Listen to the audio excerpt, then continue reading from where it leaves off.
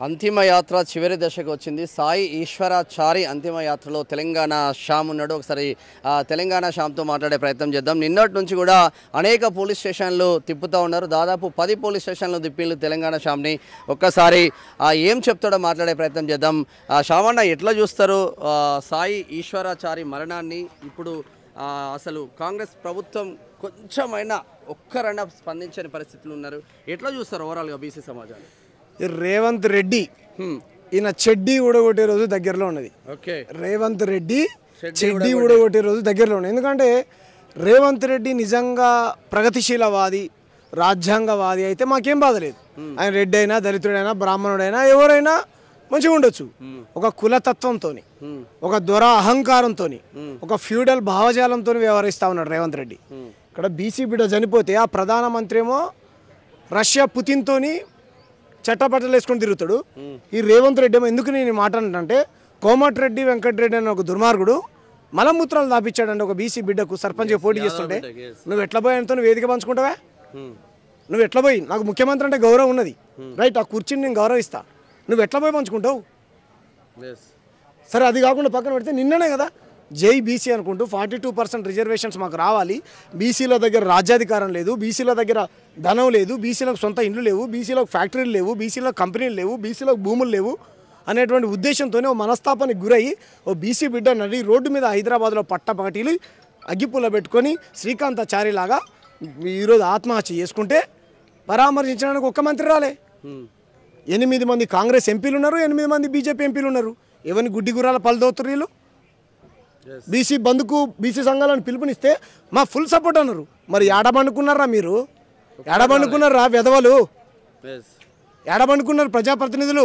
ఆ నరేంద్ర మోడీతో పార్లమెంట్లో కొట్లాడి 8 మంది ఎంపీలు, వీళ్ళు 8 వాళ్ళ 8 కొట్లాడి ఒత్తిడి పెడితే 9th షెడ్యూల్లో తమిళనాడు తరహాలో బీసీ బిల్లు పాస్ అవుద్ది కదా, ఈ పంచాయతీ ఉండదు కదా, మా బిడ్డలు చచ్చిపోరు కదా. కాబట్టి దీనికి ఎవరు కారణం మీరు చెప్పండి? ఎప్పటి నుంచో జర్నలిజం ఎవరు అనాలి? కేంద్ర రాష్ట్ర ప్రభుత్వాలు బాధ్యత వహించాలి.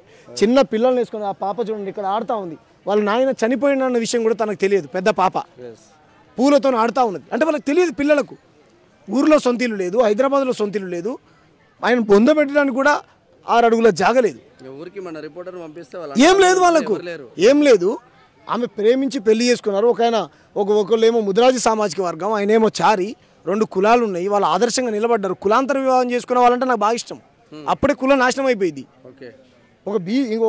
ఒక ముదిరాజు, ఒక యాదవ్ పెరుగుతుంది, అతి పెద్ద సామాజిక వర్గము.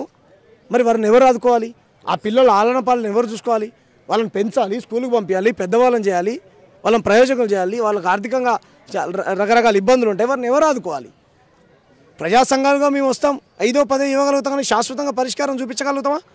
ప్రభుత్వాలను ఎందుకు ప్రభుత్వాలను ఎన్నుకున్నది ప్రజలు ఎందుకు? కాబట్టి రేవంత్ రెడ్డి దీనికి పూర్తి నైతిక బాధ్యత వహించాలి. ఎవరైతే ఇప్పుడు చనిపోయాడో సాయిశ్వర చావుకు ప్రధాన కారణం రేవంత్ రెడ్డి. రెడ్డి పోలీసు వాళ్ళు అండి, మొత్తం రెడ్డి పోలీసు వాళ్ళు, రెడ్డి పోలీసు వాళ్ళు అయితే చాలు తొక్కుతా ఉన్నారు కిందేసి. ఇంతకుముందు సిద్ధేశ్వర్ అన్న, రెడ్డి పోలీసు వాళ్ళు అందరిని బర్తరఫ్ చేయాలి. ఎంత దుర్మార్గం! ఆయన ఏం చెప్పాడు? ఆయనే చెప్పాడు, కేసీఆర్ హయాంలో మొత్తం వెలమ దొరల్ని పెట్టుకున్నాడు, వెలమ పోలీసు వాళ్ళని పెట్టుకున్నాడు. నువ్వేం పెట్టుకున్నావు? రెడ్డి పోలీసు వాళ్ళని పెట్టుకున్నావు. డీజీపీ గారు రెడ్డి, ఏసీపీ గారు రెడ్డి, అడిషనల్ డీజీపీ రెడ్డి, మమ్మల్ని బైండ్ ఓవర్ చేసింది రెడ్డి, పోలీసు వాళ్ళు రెడ్డి. ఇంకెందుకే మేము మమ్మల్ని వేరే ఎక్కడికైనా సపరేట్గా మాకు రాష్ట్రం ఇవ్వండి, కరెక్ట్ కదా? మేము అలా అనాల్సి వస్తుంది కదా. మా బీసీలో గొంతు నొక్కేస్తారు, మా బిడ్డలు చచ్చిపోతే పరామర్శించడానికి రాడు. ఓట్లు మాత్రం అవి కావాలి. కేవలం రెడ్డిలో ఓట్లు అడుగు, మిగతా వాళ్ళు ఓట్లు అడక్కు. రెడ్డిలో ఓట్లు అడుగు రేవంత్ రెడ్డి. నువ్వు సర్పంచ్ గెలవాడు, సర్పంచ్గా వార్డు నెంబర్ కూడా గెలవవు. కాబట్టి మేము అంటున్నాం, ఎస్సీలం, ఎస్టీలం, బీసీలం, మైనార్టీలం ఏకమవుదాం. ఈ రెడ్డి, బ్రాహ్మణ, వెలమ, కమ్మ పార్టీలకు బుద్ధి చెప్దాం. ఢిల్లీ కోటని, తెలంగాణ రాష్ట్రాన్ని మన చేతిలో మనం చేజెక్కించుకుందాం. ఇది తెలంగాణ శ్యామన్న వర్షన్.